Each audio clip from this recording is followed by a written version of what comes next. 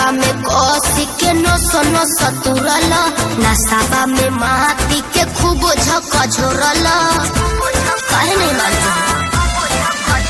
अरे कोरावा में कोसी के नो सतुरल नसावा में माटी के खूब झका झोरल बस भी कह रहा न ढेर हो गए बस भी कह रहा न ढेर हो गए। पहले जुम्मा में ही बोला काहे जान तोहार मुंह टेढ़ हो गई।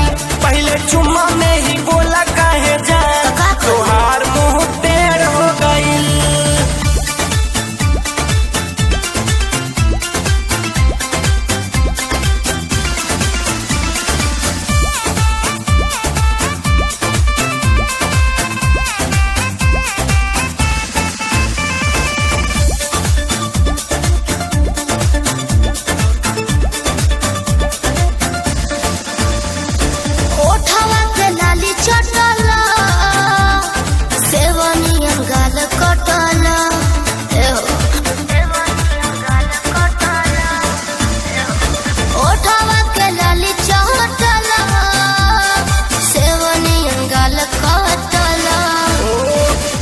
करे द मूड तनी ताजा हो पाजा से ऐसे आज ना जाओ।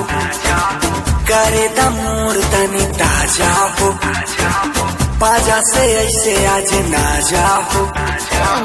दर्द भीतर ही करेड़ हो गए दर्द भीतर ही करेड़ हो गए। पहले जुम्मा में ही बोला काहे जान तोहार मुंह टेढ़ हो गई। पहले जुम्मा में ही बोला काहे जान तोहार मुंह टेढ़ हो गई। अरे हटिए ना।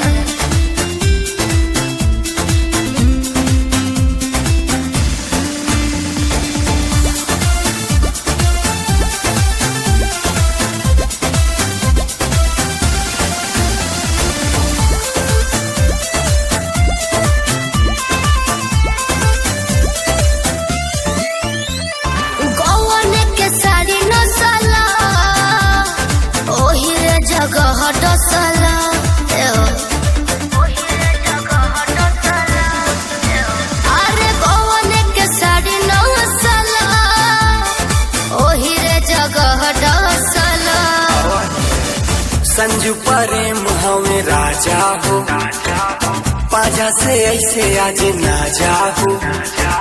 संजू मनोज हमें राजा हो पाजा से ऐसे आज ना जाओ।